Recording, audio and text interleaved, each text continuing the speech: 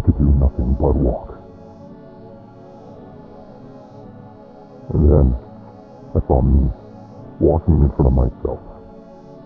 But it wasn't really me. Watch out. The gap in the door. It's a separate reality. The only me is me.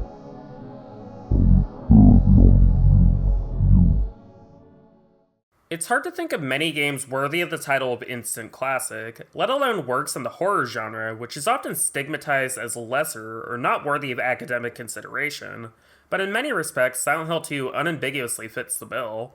While having a somewhat mixed critical reception upon release for its differences to the first game, Silent Hill 2 has gone on to become easily the most praised and discussed horror game of the last 20-odd years, casting a long shadow over its own series and deeply influencing the horror genre to this day in modern works such as Signalis, Detention, Devotion, The Evil Within, Hellblade's Senua's Sacrifice, and so on. Silent Hill 2 is a game that means a lot to people. It makes people who have hardcore depression feel seen, and it helps people understand a lot about abuse and trauma. While media can only reflect reality, this particular reflection was something that simply didn't exist at the time it was released, and in many ways still doesn't. The game's sheer popularity has led to quite a lot of fan interpretation and, well, let's say some interesting theories over basic information of the game and its ultimate meaning. See, unlike the first game, and to some extent the later titles, Silent Hill 2's narrative is a great deal more surreal and subjective, which, similar to analysis of David Lynch's works, can often spiral into tangents that don't mean much of anything. So let's untangle this thread and talk about what the story is saying. I'll first begin with some mechanical and aesthetics discussions, and then a basic rundown of the plot to give some bones, which will also serve as an analysis of the game's main character, James Sunderland, after which I will be doing individual analysis of the various characters in the game and what they mean both narratively and thematically, before capping it off with a discussion of the game's endings. So let's begin. I guess I really don't care if it's dangerous or not. I'm going to town either way. So an aspect to Silent Hill 2 that often goes underappreciated with retrospective analysis is the mechanical improvements over Silent Hill 1. While I would certainly never call Silent Hill 1's controls outdated, Harry's tank controls and momentum could often lead to a lot of bumping around that's frustrating for inexperienced players.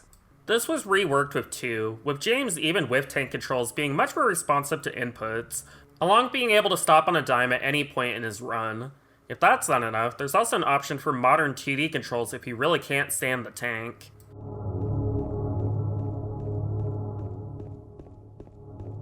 Combat controls, though, are about the same as the first, which serves the game just fine in my opinion, since combat was never intended to be a focus so much as the spice for the game's stew, as it were. You are thoroughly not encouraged to engage with combat in this game outside of fixed boss encounters, and it's often a much better idea to just run to save on both time and resources. This fits with James as a character, who is kind of the opposite of a fighter and can barely roll out of bed, let alone handle a shotgun. This then segues into the game's audio. Akira Yamaoka returns to score the game, and it honestly might be my favorite work from him aside from certain tracks in Silent Hill 3. He perfectly captures the exact mood necessary for any given scene.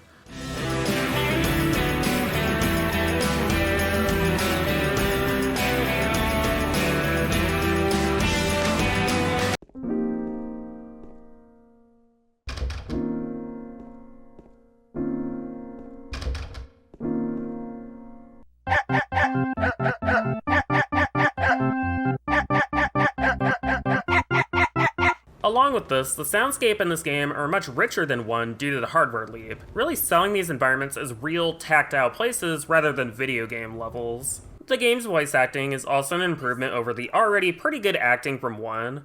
Saying that, I often see the perspective that the voices in this game sound weird, strange, or flat as a pejorative, to which I say that, no, that is absolutely part of the intent and part of the appeal. Team Silent were heavily inspired by the works of surrealist David Lynch, and Lynch's films often involve working-class characters who often, but not always, speak in strange, stilted ways in order to convey deeper things beyond the literal words being said, and the same applies here. It doesn't matter who I am. I'm here for you, James. See? I'm real. The acting isn't the way it is due to a bad translation or bad direction, it's like that for specific intended reasons.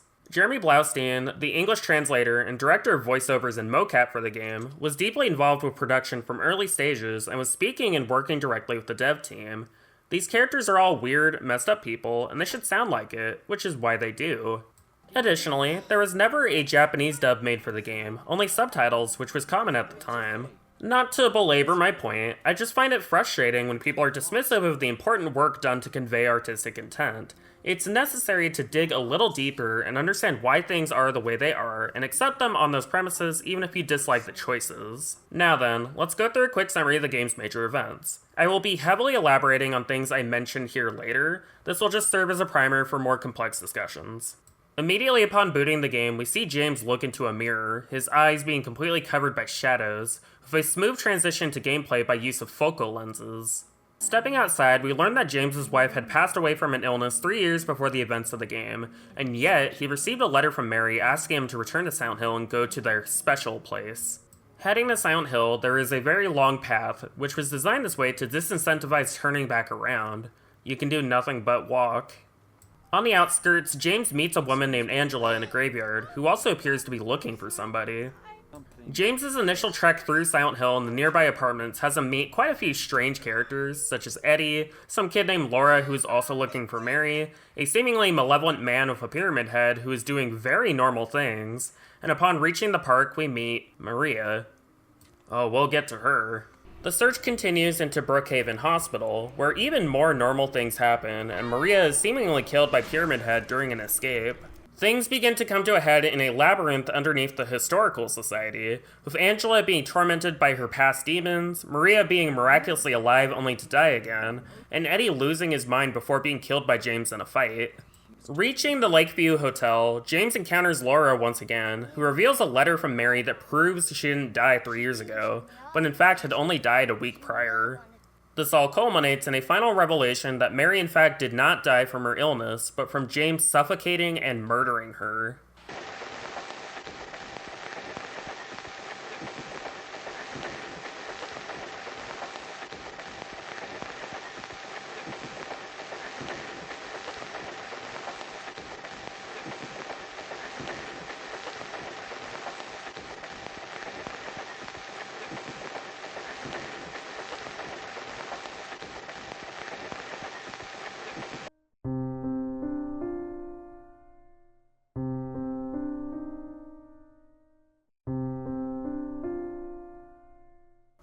After a final farewell to Angela, Maria is killed once again by a Pyramid Head, and James finally admits something to himself. I was weak. That's why I needed you. Needed someone to punish me for my sins. But that's all over now. I know the truth. Now it's time to end this. The final hallway gives a glimpse of what being with Mary was like before she died, and as James ascends the final staircases, the ending you chose is locked in, but we'll return to this later. So that's the extreme broad strokes of the game's plot. Now let's delve more specifically into James as a character. A major part of James's design is the contrast directly with the protagonist of the previous game, Harry. Harry in many respects embodies a masculine ideal. He wants to save his daughter, and along the way he helps out many other people in the town, with an unambiguously evil force to contrast against with the cult. Harry is honest, good-natured, and does what needs to be done. And while your choices as a player can influence the outcome of his story, these aspects of himself remain fixed and unyielding. James, meanwhile, is kind of a walking disaster. While there are qualities to him that are good, he is arguably the greatest source of conflict in the narrative aside from the town itself, and aside from one or maybe two potential endings, is unable to effectively help anyone around him. Things are not as black and white, and the game is using James in order to steer through murky waters and discuss really complex things about morality and, yes, trauma. While it's a bit frustrating trauma became the go-to thing to describe Silent Hill, particularly after the memification Ascension did to it, characters being traumatized in some fashion is a through line in Silent Hill 2, which, complexly, also includes James even if he arguably fits the role of an abuser. James murdering his wife is a cruel thing to do that is the greatest form of objectification that can happen to someone, But the game is careful to not just contextualize the fact that James did a terrible thing, but also to explore what it would feel like to be in James's position so you can understand why he did what he did despite supposedly loving his wife. Mary was terrified of dying and continually lashed out at James in a way that bordered on being abusive, which led to James creating so much distance between him and her that caused Mary to suffer alone. All this is why it's common for people to feel betrayed by the twist, because there is this presumption of goodness with a character you're playing as in a video game, that since you are working to do good things, therefore your character will reflect those actions, and while your actions are accounted for in this narrative, the point is not to have James as a self-insert so much as to critique the concept and give way to something more specific and personal. The town of Silent Hill in this game, a bit similar to the manifestations Alessa was summoning in 1, is projecting people's fears outwards as some eldritch torture device. This is why the Labyrinth in Toluca Prison has these dedicated rooms of people's trauma in them. James trapped in a cell with a woman he couldn't save, Angela trapped with her abuser with the signifiers of violence, Eddie in a meat locker viewing everyone as just dog meat. Most every character in the narrative exists in order to contrast with James's viewpoint due to the fact that he is deluding himself to try to escape his guilt. So details of what other people are experiencing are extremely important, and I will begin elaborating on that in the next sections, but I want to focus on the reveal scene in more detail first. To begin with, the game was clearly influenced by David Lynch's Lost Highway, which in broad strokes is about a man who kills his wife, then enters a fugue state and constructs a different persona and replaces his wife with a different person who is more fitting for his desires. I'm sure you're already seeing the parallels. Lost Highway itself was influenced by the murders of Nicole Brown Simpson and Ron Goldman. Lynch observed along with his co-writer Barry Gifford that if OJ had committed the murders, then him being able to smile, laugh, and go golfing afterwards would therefore be quite confusing. Thus the interest in the psychology of that. Additionally, there's the fact that the O.J. Simpson trial was filmed and heavily commercialized by news networks, sensationalized in order to create a dichotomy between a good and bad version of O.J. that could then be used to boost revenue. This is why the trial lasted for 9 months, and why people still feel strongly about it along with a large amount of intersecting factors that are equally as important, but I don't have time to get into right now. My point right now is that there is this underlying notion that something being filmed is therefore equivalent to something being true, but how truth is interpreted depends on who is framing it, which is something Fred fears in Lost Highway explicitly. Do you want a video camera? No. Fred hates them. I like to remember things my own way. What do you mean by that? How I remembered them. Not necessarily the way they happened. Silent Hill 2 is essentially every main character except Laura undergoing a fugue state. Again, we'll get into this later. But the purpose of the reveal being done via a videotape is to both show James an unambiguous truth and also pierce the state he's put himself in by having him be an outside witness to his own crime. While James did not literally film the murder, he feels like he did, because he was always trying to capture this ideal of Mary to hold on to. Mary's illness and her subsequent murder shattered this perfect image of a happy couple both internally and externally, and James can only be broken out of his illusions by continually shattering his attempts to reconstruct that. To explore this further, let's now talk about the other 4 people involved in this story. No! Don't pity me. I'm not worth it. Oh, Angela, my darling child. Angela is the game's deepest exploration of trauma and depression, certainly born from similar themes that were being explored in the first game. No other character this side of Lisa Garland hits me on this deep a level. Donna Burke's performance of her is haunting, the scenes involving her are burned into my mind. We first meet Angela in a graveyard, where she seems extremely anxious and confused. She seems familiar with the town, although we never learn exactly how, and is also searching for someone who is very heavily implied to be either dead or missing. When we next meet her in the apartments, she is on the floor with a knife staring into a mirror, the heavy implication that she is contemplating her own death. James, to give him the smallest amount of credit here, does attempt to talk Angela down and distract her from what she's planning, but I think what's notable is that James actually rejects seeing the world the way Angela sees it. There's always another way. Really? But you're the same as me. It's easier just to run. Besides, is what we deserve. No, I'm not like you. Note how the focus of the shot is a real Angela being contrasted with a mirror of James, a facade of him. Angela then quickly leaves after being frightened by James being uncertain if he's mentally sane. She attempts to give the knife to him so she doesn't try to use it, but has an involuntary trauma response when he reaches for it. No! Oh, I'm sorry. I've been bad. Please, don't! It's often been noted that Pyramid Head only gets his butcher knife after James takes Angela's, which is then simplified to mean that Angela's depression ideation is somehow transferring onto James, which is a misread in my opinion. If we understand Pyramid Head as a reflection in service to James's desire to be punished, then I find it notable how James makes Angela's pain somehow about himself. James lacks understanding of what victims of parental abuse are going through, and only takes into himself what is relevant to him alone that validates how he sees the world. This is further explored with Angela's room projection in the labyrinth. James attempts to fulfill the role of a heroic savior, which in a vacuum is a good thing that Angela thanks him for later, but the reason Angela is in here and feels so bad is that she already saved herself from her abuser, and it broke her.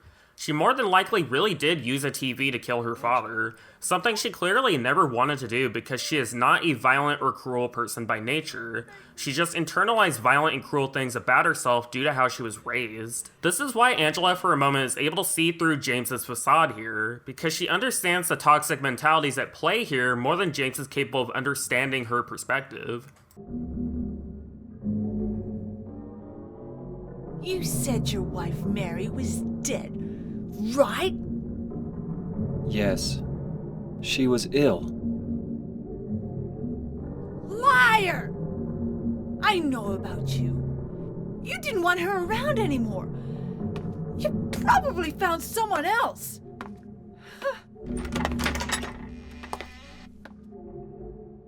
That's ridiculous.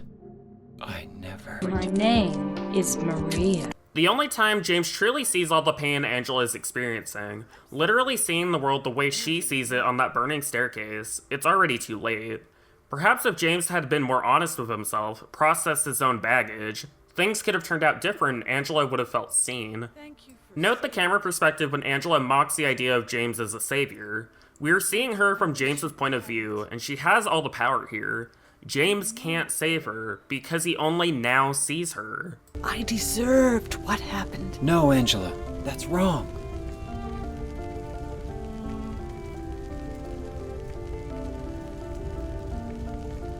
No, don't pity me. I'm not worth it.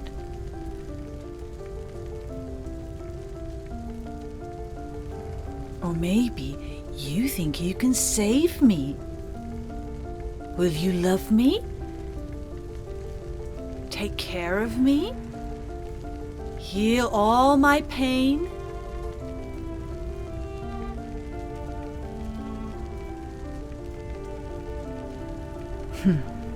That's what I thought. This frustration of James that people have with how he treats Angela is very deliberate. People relate extremely highly of Angela and want to help her, and by having James be frustrating in the story, it can help people understand the perspectives of real victims in their day-to-day lives and what they might be going through mentally. It's incredibly moving writing, and I really can't say enough how much this means to me. It's hot as hell in here. You see it too. For me, it's always like this. Side note, please listen to the song Donna Burke wrote for Angela when you can, titled No One Can Save Me. It's extremely sad and beautiful. Till now I always let people walk all over me. Just like that stupid dog. Eddie is the character who is the most similar to James as a person. In fact, he is the only character that James does not disagree with when Eddie proposes they're similar. This town called you too. You and me are the same. We're not like other people. Don't you know that? Eddie can initially seem like a strange character on a first playthrough, since it can be easy to read his portrayal as potentially fatphobic, and for the record, I can completely understand a read along that line.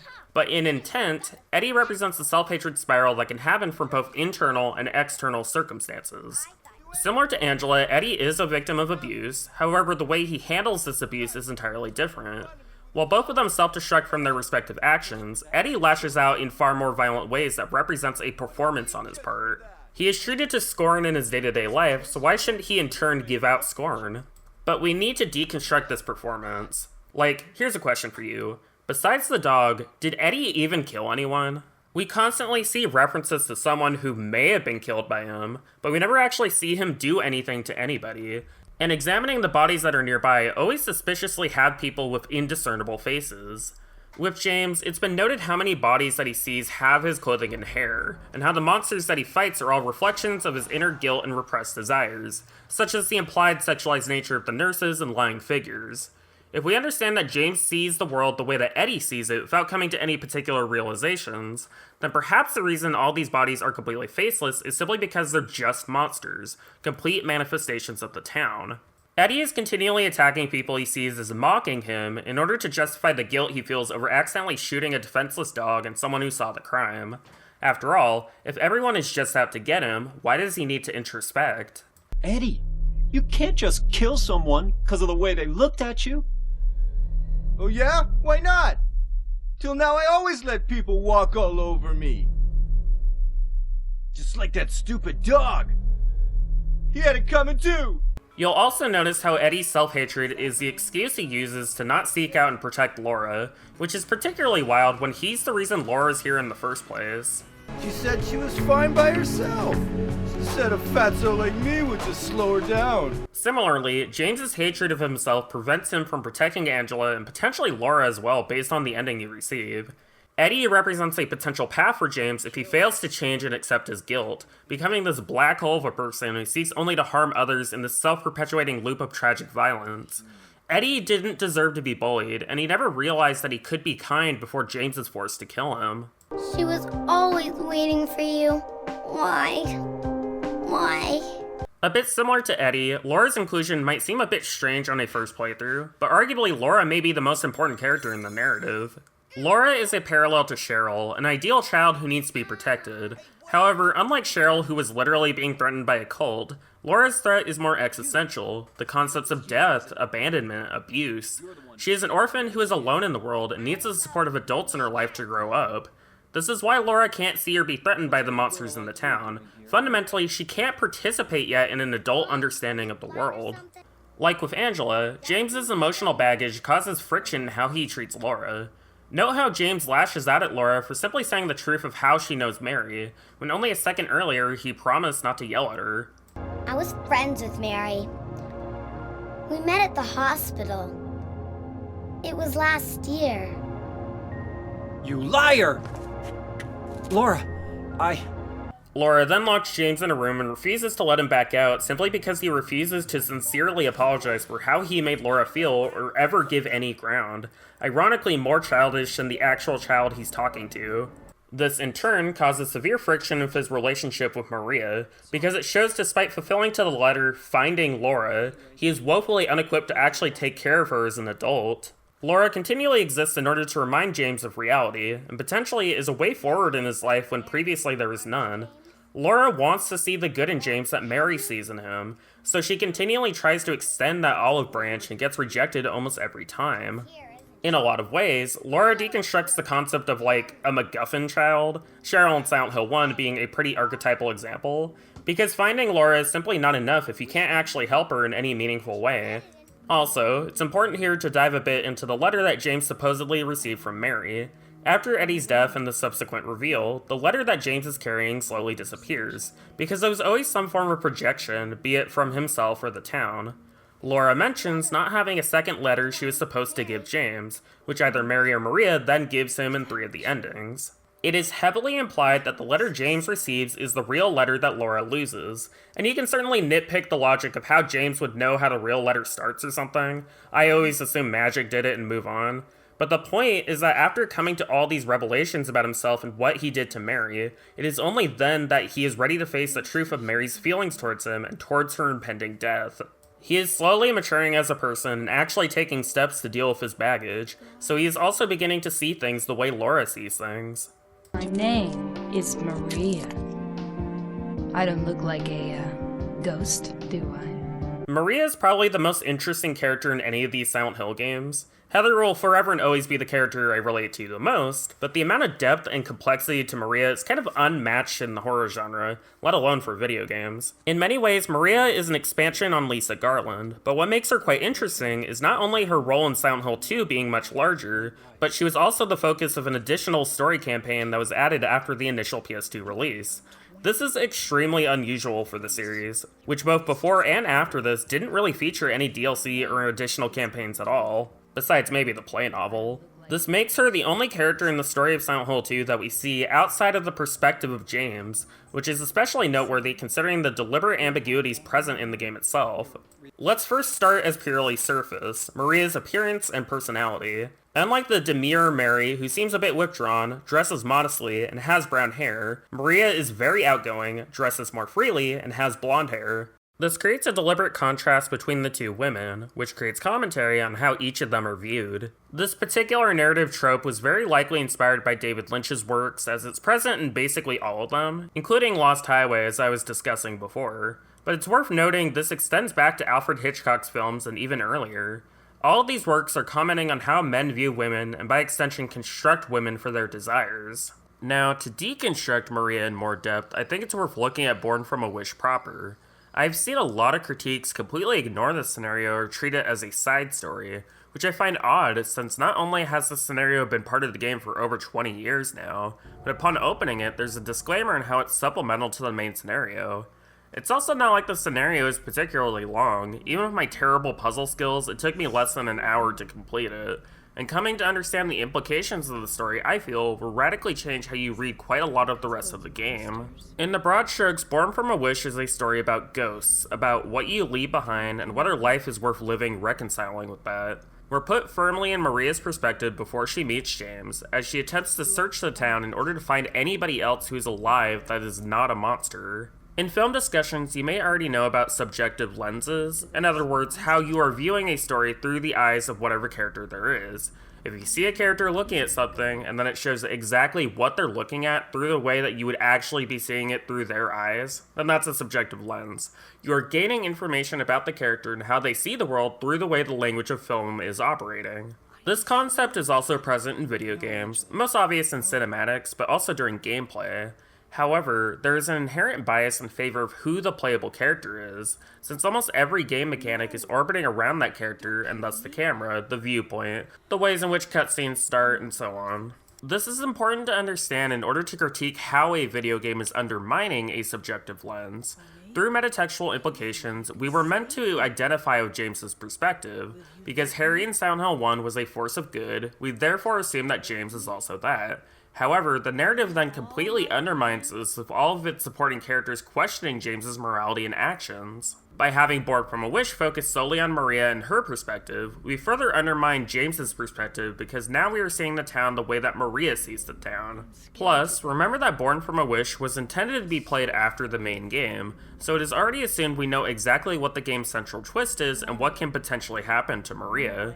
Elevating Maria's perspective into playable status hugely impacts how you read her in the narrative, since being able to see how she views things in part or full will change how you understand many scenes. And I would further argue Team Silent doing so was a precursor to themes and concepts that would be further elaborated upon in Silent Hill 3. You can of course attempt to argue against this by stating that since Maria is implied to be a projection of James's thoughts and desires, how Maria is seeing the town is therefore an extension of how James sees it. To which I provide two counter-arguments. First, it is never directly stated that Maria actually is a manifestation of James's desires. That is only implied through various lines of dialogue that never outright state this is the case, most overtly from James, who, as the narrative already established, is not exactly an objective authority. This is important, since if we were supposed to understand that Maria is in fact just a projection or monster, the game would have just said it flat out. The fact that neither Maria or James actually knows this is the case is part of the point of Maria's character. We understand Maria is a constructed feminine ideal, then it is also important that Maria gets subjectivity through this construction. In other words, we see how Maria is treated and objectified by other people in order to understand larger themes of misogyny in real life, similar to how the game uses Angela to help people understand what victims of parental abuse suffer, or people suffering from fat phobia with Eddie, and so on. Second, only reading Maria as a projection or monster also ignores ludonarrative implications. For instance, why does sad music play each time Maria dies?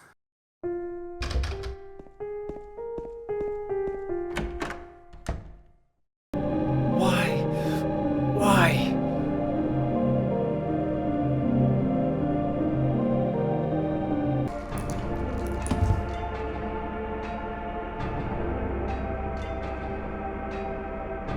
If the game didn't want to imply something about how you should be feeling about Maria dying, then it simply wouldn't have scored these scenes. Like, I don't know, these games keep scoring women dying with sad music. I think the intended takeaway is to feel sad about that. If Maria is just a monster, then why is the final action of gameplay before you reach an ending having to potentially shoot her as she calls out for James?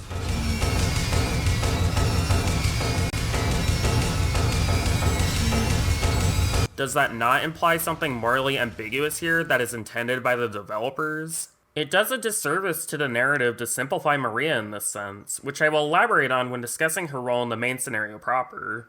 There are many things that happen in Born from a Wish that only matter on a metatextual basis if you're already aware of the game's multiple endings. Many of the things we learn here through Maria's eyes have no relevancy to James's arc or the ultimate point of his story. They matter to Maria's arc and the ultimate point of her story. While we certainly see James questioning reality through the story, it is never on the same existential basis that this scenario implies for Maria. Thus, reading this as only an extension of James's perspective is not only wrong, it is missing the point. Maria's little dynamic with Ernest Baldwin reinforces this, since James never meets him, so what he says here can only pertain to Maria. Ernest is a lingering ghost who Maria helps come to peace with the tragic death of his daughter. He had tried in vain to resurrect her through a rebirth ritual, but only now, after his own death, accepts why she died and the sadness of that. I find Ernest to be a fascinating character. While it is commonly argued that Silent Hill 2 as a narrative does not really involve the cult of Silent Hill, something I agree is less focused on than the first game, but is absolutely still present with the town's history and all that. Ernest's inclusion in the narrative and his focus on concocting a ritual creates a thematic link back into that context with the order we learned about in the first game. If you interpret Silent Hill 2 as people whose perspectives warp what the town is, then I think it's fully understandable to read Maria's perspective more similar to Harry's rather than Lisa, in terms of how it is framed. With James serving in part the role Alessa fulfilled in that game, a curse born from pain. Now, let's focus on the last scene between Maria and Ernest, since I find it fascinating as well. Quite a lot of the dialogue here does imply that Maria is born from Mary, as she recalls things about James and Laura that only Mary could have ever known, including how James killed Mary. But interestingly, Maria still reiterates that James is kind. Do you believe in fate? Not really. That's fine then. Ernest, can I open this? This is a dead end.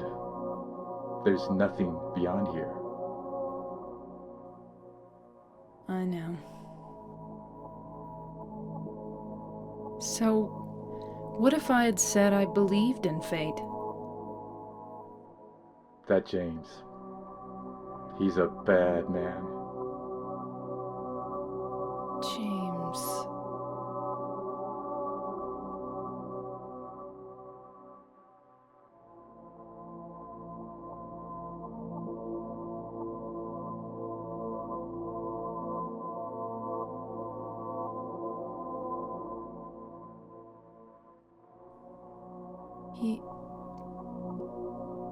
Yes.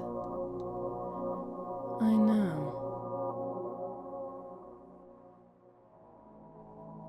He's looking for the you that isn't you. Because he's kind? There's many potential reads of Ernest not being present when Maria opens the door and how this pertains to her. I personally view it as a matter of perspective. Ernest definitely does exist in some sense when the door is closed. He is able to speak, is able to open doors in his house, and opens the present from his daughter. But it is only when Maria shines light on every aspect of what he exists in that he disappears and moves on potentially to the afterlife. Maria is existentially terrified that if she understands every aspect of her existence, she will fade away and be nothing. Not unlike the fears Lisa Garland has in Silent Hill 1, and there it absolutely came true. However, I don't think the narrative is implying that therefore Maria is not real, since after all, Ernest specifically says that James is looking for the you that isn't you. How can Maria be herself or have subjectivity if she were only a construction of Mary? This heavily implies that Maria is actually a person, since again, James never meets Ernest, and it's never implied that Ernest is some manifestation James made up, despite what many fan theories try to square peg the round hole with this information. A cylinder. The circle. I think that goes in the circle. The square hole. After seeing this, Maria then moves into her pre-configured fate, meeting James by the lake. Before accepting this, she actually contemplates ending her own life. The reveal that Ernest was just a ghost has fundamentally shaken her to her core. However, in probably the most important part of this scenario, she decides not to go through with it, and notably, the actions that she takes in this ending is outside of the player's control. There is only one ending to this scenario. Maria chooses to live and go to James even with the possibility of being hurt by him because she feels that is better than nothing. Even if she fears pain and might only exist for James, that is still somebody reflecting herself, somebody to see herself. And that is enough for her to believe in the good of James even if she knows the fundamental truth that James is not a good person. Maria is not manipulated by the town into this decision, at least not at first. It is much more meaningful for me if somebody chooses to enact the steps of fate rather than be forced into it. Because if Maria's philosophy is actually true, that fate does not exist, that gives her hope that the future can be better, which is metatextually true if you actually look at the game and how it has multiple endings. Maria is given two bad choices, and she chooses the one that has the potential to actually give her life meaning. There is no predetermined fate for Maria, but what fate she ultimately suffers is under the player and by extension James's control, which is what makes her so tragic as a person. Now with this context in mind, we should examine her role in the main scenario Letter from Silent Heaven. As I said before, we first meet Maria proper when James reaches the pier after the apartments and his first encounter with Pyramid Head. Quite a few things that Maria says here have a double meaning now that we understand the context. Do I look like your girlfriend? No, my late wife. I can't believe it. You could be her twin. Your face, your voice, just your hair and clothes are different. My name is Maria. I don't look like a ghost, do I? See? Feel how warm I am? When you first hear this, it seems like she's just playing off the fact that James said his wife is dead, but with context, we now know it's implied that Maria knows James killed Mary, and also the whole thing with the literal ghost. James perceiving her reinforces that she is alive and not a ghost, unlike Mary, hence why she wants reassurance that she feels warm. Maria is laying it on thick with her flirtations, and that can absolutely be seen as serving some sort of emotional need of hers to do so. But also maybe she just genuinely is happy to be around James, and this is her natural personality when she isn't worried about existential dread or whatever. Later on, after being separated in the hospital, Maria finds James in the basement, where after once again comparing Maria to Mary, James says, Anyway, I'm glad you're alive. Anyway? What do you mean, anyway? You don't sound very happy to see me. I was almost killed back there. Why didn't you try to save me? All you care about is that dead wife of yours. I've never been so scared in my whole life. You couldn't care less about me, could you? No, I just... Then stay with me. Don't ever leave me alone. You're supposed to take care of me. So, what about Laura? Did you find her? Yeah, but she ran away. We've got to find her. So I have seen quite a few takes on this particular scene, some worse than others, so here's my read on it. I think Maria is absolutely justified to feel this way considering that we know that the monsters in the town are an active threat to her. The monsters are fully capable of injuring her within gameplay both while controlling her and otherwise.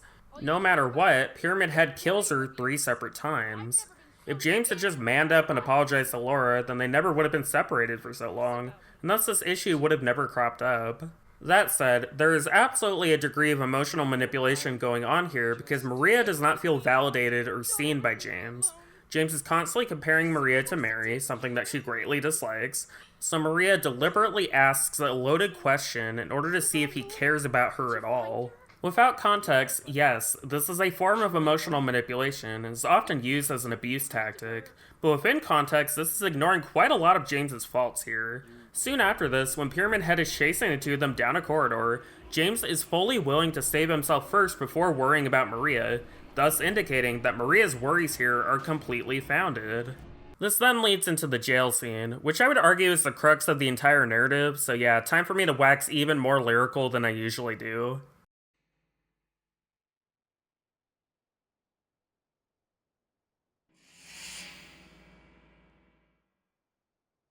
You're alive! Maria, I thought that thing killed you. Are you hurt bad?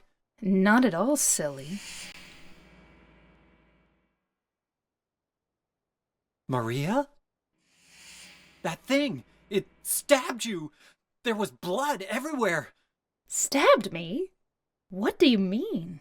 It chased us to the elevator, and then... James, what are you talking about? Just before! Don't you remember? James, honey, did something happen to you? After we got separated in that long hallway? Are you confusing me with someone else? You were always so forgetful. Remember that time in the hotel? Maria? You said you took everything, but you forgot that videotape we made. I wonder if it's still there. How do you know about that? Aren't you Maria? I'm not your Mary. So, you're Maria? I am. If you want me to be. All I want from you is an answer. It doesn't matter who I am.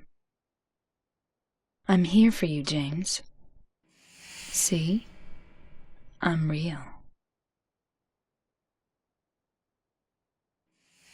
Let's examine now how Maria is acting. While you can certainly read elements of emotional manipulation in Maria beforehand, this was undercut by some attempts at humor and the fact that she was focused on finding Laura, things about her that were to some extent extrinsic to her motivation of wanting James. Here, she is entirely devoted to James and their relationship, symbolically represented by the scene's bars.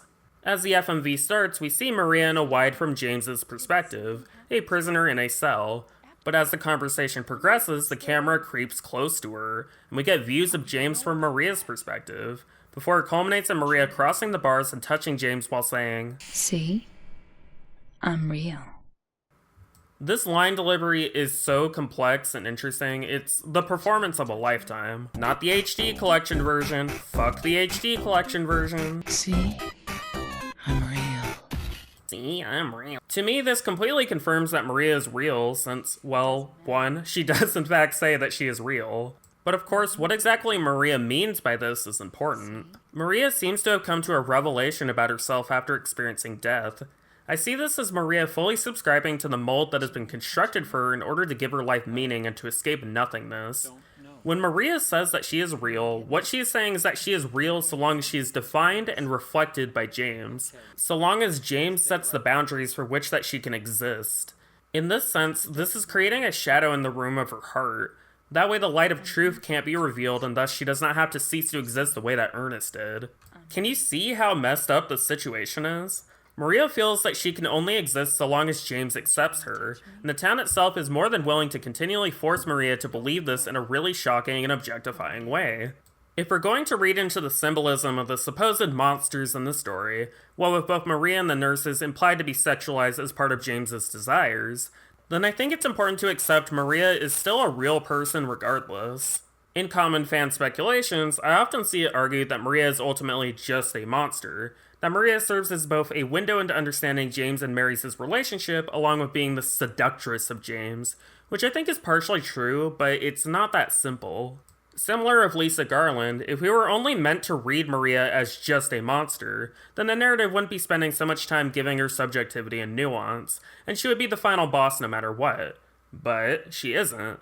Not only do some ending routes not have a final encounter, but in the explicit Maria path, the town instead has James fight and kill Mary once again. Another thing to note in favor of Maria's personhood is the contrast to her Pyramid Head, or rather, the multiple Pyramid Heads. While Pyramid Daddy is far and away one of the best horror villains we've ever seen, in the context of Silent Hill 2, I find it interesting how it depersonalizes Pyramid Head in order to reflect what he represents, both in terms of the cult of Silent Hill's core ideology and to James.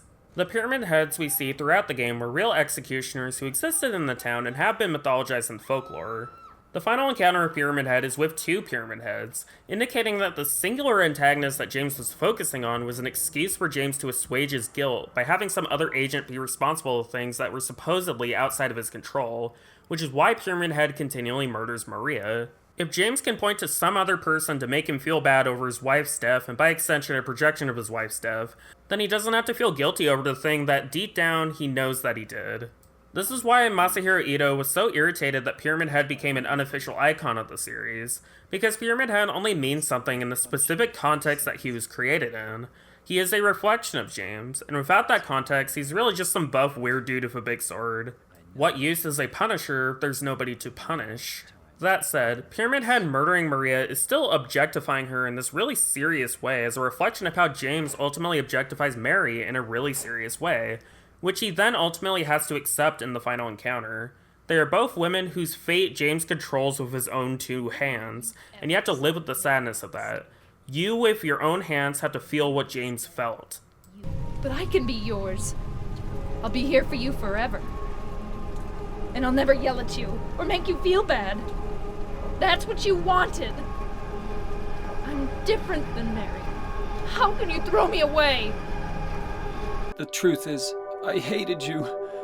I wanted you out of the way. I wanted my life back. Alright, so welcome to the long discussion on the game's endings. First, I'll give my thoughts on each one individually. In Water. After killing Maria, James has a final conversation with Mary. It's a bit ambiguous if this is the real Mary or a projection that James made up or whatever, but for me, it's a distinction without a difference, since James on an interpersonal level would know Mary the best anyway. In this ending, James is able to be there for Mary's last moments before she passes away from her illness, and he then believes there's nothing left for him and drives his car into Toluca Lake. This is tragic because while James does accept what he's done, it ultimately ends in death and sadness. As I stated before, it is often speculated that this ending is due to Angela's influence on James, particularly since examining her knife makes the ending more likely to happen. However, I disagree because it is not Angela's responsibility to take care of James's well-being, especially considering that Angela herself is not doing super great. This is a decision that James makes on his own, which is notably not something that Mary wanted him to do, which is what makes this so sad to me. UFO. This ending was added alongside Bored from a Wish and re-releases, and is a continuation on the UFO ending from Silent Hill 1, with Harry still trying to find Cheryl before zapping James and dragging him away. This is a goofy ending, but it's notable that how you obtain the ending involves deliberately choosing to ignore the revelation in Room 312 in order to go into this wacky non sequitur, meaning in this ending, James never accepts what he did to Mary and is never confronted with what he did. Zap. Rebirth. In this ending, there is no letter from Mary, as James takes Mary's body onto Toluca Lake in an attempt to revive her using the power of the old gods. This is a New Game Plus exclusive ending that requires collecting 4 new items that show up throughout the game. And what's interesting is that all these items are referenced in Born from a Wish, which in that scenario was very much tied in with Ernest's denial and guilt over his daughter's death. Notably, Ernest does not complete the ritual, because Maria showing him the reason why his daughter died was enough for him to move on. In classic James fashion, though, learning about this ritual gives him an excuse to deny once again what he did, since after all, if he can just revive Mary, then why should he feel guilty for what he did? It's pretty messed up. Maria. Now, this ending path is extremely interesting since it's the only one in which the final boss is Mary and not Maria. This creates a few questions on the actual construction of Maria and the other endings, but considering this particular Schrodinger's cat, my assumption is that James has entirely molded the circumstance he feels he needs to justify his own actions, even if it means literally killing Mary again. I'm of two minds here, since while it does mean Maria lives, it is obviously not a good situation for Maria to be in, seeing as how James has sunk back into denial and turns to Maria instead of truly reconciling with what he did. Like, you know, all Maria has to do is continually placate James and do anything he wants lest he turn against her and try to kill her, with the heavy implication at the end that she will eventually suffer the same fate as Mary. So much more optimistic. An interesting tidbit to me is that Maria is the one in this ending who is continually wondering why James is not going after Mary. She even has Mary's letter and gives it to James. You would think that since she got what she supposedly wanted, she would be happy, but as it turns out, she knows how wrong this all is. Maria deep down is a kind person who does genuinely want the best for James despite it all. She never deserved the circumstances she was put under. Dog. This one requires doing at least 2 different endings in order to see it, either by doing one of the regular endings followed by Rebirth, or all 3 of the regular endings sequentially, in order to get the dog key to use in Lakeview Hotel. This ending reveals that a dog was controlling everything going on, with James oddly speaking in Japanese here. This ending is incredible and I love it, but once again, you can note how like the UFO ending, this is branching off from before James confronts what he did to Mary, allowing him the ability to once again continue to deny what he did by putting all of his guilt and responsibility on someone else, in this case a dog. Even these joke endings have deeper meaning to them if you look. I mean, just look at this dog. Leave. Now for my personal favorite ending. This one has he kill Maria as the final boss, and a final talk with Mary similar to In Water. However, what's notable is this is the only ending where it is heavily implied that James actually reads Mary's letter, and it is not being scrolled on screen just for the audience's understanding of events. Perhaps not a coincidence, this is also the only ending which involves Laura, with the implication that James will now be the one taking care of her. I like this ending a lot because I feel it is the only one in which James not only accepts what he did to Mary, but moves on with his life and attempts to live by Mary's word. The last 3 years for them was incredibly terrible, with a lot of mutual abuse happening leading to a lot of emotional scars. What James did is horrific and unforgivable, but being in his shoes helped me to understand his behavior and why he acted the way he did. And I genuinely don't think that Mary would have ever wanted James to die, and honestly, I don't either. I told you that I wanted to die, James. I wanted the pain to end.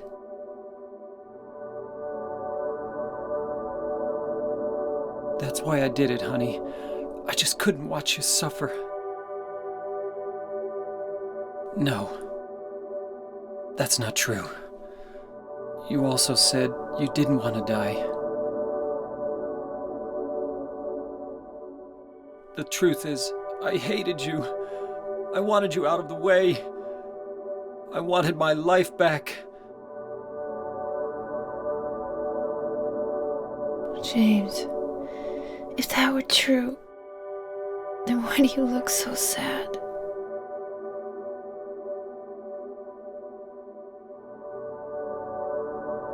Mary? James. Please. Please do something for me.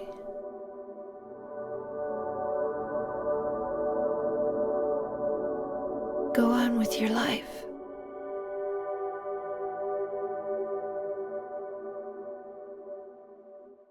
Okay, so if all these endings now rattling around in your brain, you may be wondering which one of these is intended to be the canon ending. Well, they're all canon. I'm sure I'm having some folks doing the eyebrow emoji at me with that statement, and now you know why this section is so long. The 3 most debated endings for canonical status are Leave, Maria, and In Water, as these are the 3 endings you're able to get from a first playthrough, and thus are the easiest to access. UFO, Dog, and Rebirth are all locked behind New Game Plus, so they're generally dismissed more easily, although it's again worth reiterating that the UFO ending is following up what happens in the UFO ending from the first game, and the ritual James mentions in the Rebirth ending is given context in Born from a Wish, which would seem to indicate elements of them have some potential for canonical status if you want to use that logic. From there, the Maria ending generally gets ruled out for being narratively unsatisfying, due to James not properly learning his lesson and repeating the mistakes of his past. That just leaves 2. The leave ending is easily the most optimistic, since James, well, leaves the town and is able to properly move on and actually start contributing to society again. Whereas In Water is often considered the most fitting punishment for James due to his sin. He recognizes what he did and dies for it. Quite a few of the developers prefer In Water as their personal favorite ending, including Guy Chihi for whatever that's worth. And Masahiro Ito had to come out and say that all endings had the ability to be canon, including the dog ending. Obviously, I agree with Ito's perspective here, and that would normally be enough to put that to rest, but I do want to fully break down my reasons why. First off, let's consider the amount of labor involved in creating so many endings for the game. This game has 6 full endings, compared to Silent Hill 1's 5, with 2 of them being derivatives of each other, and the implementation itself being much more simplistic, not just in terms of cutscene content, but also factors. The only things determining an ending in Silent Hill 1 is whether or not you do 2 very specific story actions, or whether or not you use the blue gemstone in 5 predetermined locations. It is a very rigid and understandable system once you understand its mechanics. By contrast, with the 3 regular new game endings in Silent Hill 2, you have these incredibly complex underlying mechanics to them that makes it so all of them are mostly equally viable to get on a first playthrough. The YouTuber Punchy made a pretty approachable breakdown of all this based on findings made by Jokey W, but essentially the mechanics are so fluid that it's often common for speedruns to be 50-50 split on whether or not the Leave or Maria endings are achieved. And notably, on subsequent playthroughs, the developers make it easier to achieve any new game ending that you haven't seen yet. So, what is this indicating about the intentions of this?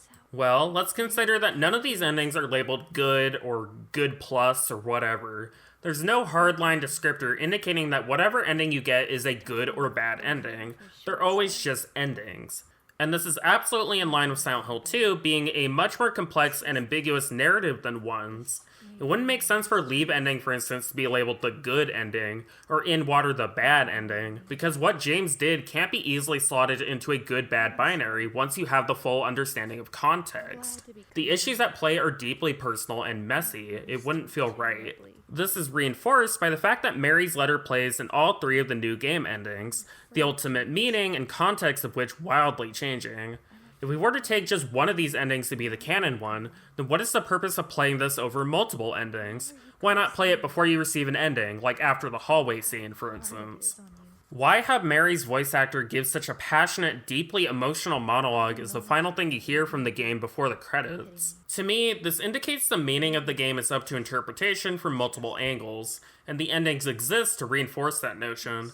Digging even deeper leads into a lot of frustrations that I have with fandom discourse, which very often tends to flatten down or simplify complex things such as this in order for there to be an optimized route through a game, a way to reduce art into something that is more easily consumable. Now, I'm sure you may be aware of those annoying arguments that James is actually breaking the fourth wall in the very first cutscene of the game if he boosts the brightness or whatever, which yet again Masahiro Ito had to debunk. However, the underlying notion that the game is aware of the player and is critiquing the player is actually true. It's just not blatantly being done with James literally breaking the fourth wall. I talked a lot about how the mechanics on their own influence the story and its ending and all that, but of course the other side of that absolutely matters. How you as a player would feel knowing all this information. If you knew at every single moment you played the game that James's ultimate fate was in your hands, how you play would consciously and subconsciously shift. More so once you're aware of the game's twist, which I think is part of the beauty of the game. If you hate James and you want him to die, then you can express that desire through gameplay by not healing him, seeking out things that are harmful, denying his connections and past with Mary, and it will ultimately result in him dying. The reverse is true for Leave and Dog and whatever. You in part are helping write the ending of the story through the decisions you are making. That is something that is textual and specific. That is something intended by the developers and informs the meaning of the story. This is not something to discard in order to canonize a specific ending for a canon that realistically has been over for about 20 years. The context of all this matters and it needs to be considered.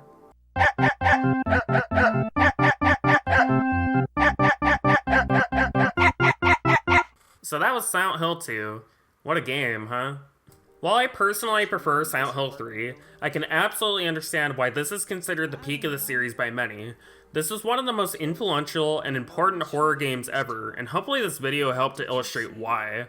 As for my thoughts on a potential remake or the movie adaptation that people are talking about, I don't think either of them will be particularly good and will probably be forgotten soon after they're released. Silent Hill 2 works as a video game in the context it was made in, and trying to change its medium or its original context is going to lose a lot of what makes it powerful as art. And I find it pretty annoying that instead of preserving the original by trying to update the PC port, or at least dumping that on Steam or something, the game is essentially left forgotten by its parent company, with secondhand copies being the only way to legitimately play it. Silent Hill 2 is a masterpiece of the genre, but Konami certainly does not treat it as such and does not care for it outside of what it can represent financially 2 decades later. And I don't think it's okay to accept the inevitable replacements to it that are more accessible over it without at least experiencing the game yourself. The only me is me. Are you sure the only you is you? Thank you to my patrons for their support. If you would like to support me, a link to my Patreon is in the description. Thank you also to Spazbo4 for the footage that I used from the PS2 version of Silent Hill 2 for the various endings. I will be moving right along with the Silent Hill series after this, along with some other projects that I'll keep under wraps for now. Cheers.